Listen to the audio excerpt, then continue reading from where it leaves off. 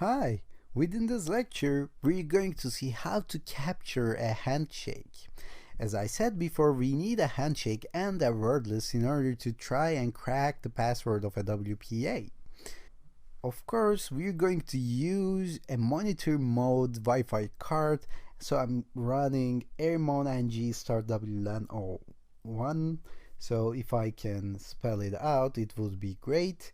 As you can see, once I run airmon ng start WLAN0, it should take me to the monitor mode. Let me run iwconfig. Yeah, I'm in the monitor mode with my WLAN0mon interface. So I will run aerodump ng. Why?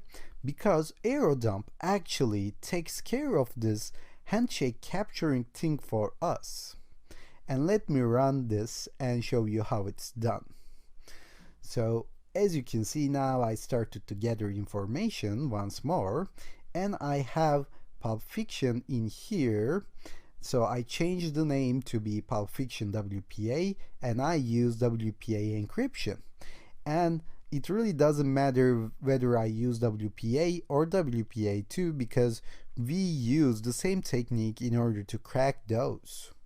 So let me run airdump ng BSSID thing because I'm going to focus on this specific network here. So I'm going to specify the BSSID, and I'm going to specify the channel as 9, and I'm going to write out these files. Okay, I'm going to say write. I'm going to choose a new file name for me. So let me say handshake, for instance.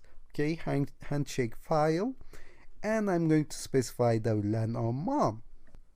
And once I hit enter, it starts capturing packets from this specific network. Now I see the clients connected to that network, and I have everything going on. As I explained before, in order to have a handshake within a network, a client, a device, must connect to that network. So every time a device is connected, there is a handshake occurring. Okay? So we can wait until someone connects to that network, or we can de-authenticate them and wait for them to reconnect. If we use a very low de-authentication packet, the client wouldn't even know. So they will get deconnected for a second, and they won't understand something going on in background, and we would capture those handshakes. So let me show you how it works. If I run a new terminal from here, and just if I can choose a one station and de-authenticate it, then I can get my handshake as I want to. So you know how to de-authenticate, right? So maybe you can stop here and do it on your own. Pause the video and try to do it on your own.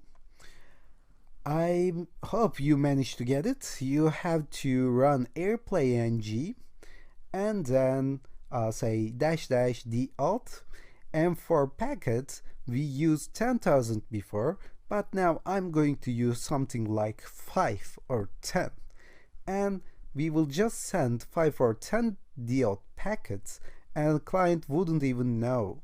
Okay? So maybe you remember the rest of the command.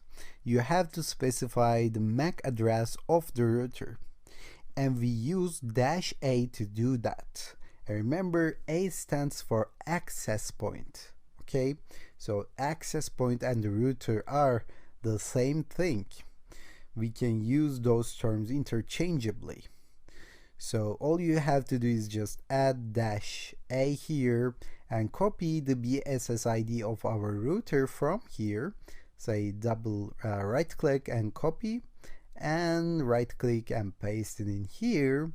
Then we have to specify which client that we are targeting, and let me just get the first one as an example and say -c to paste this.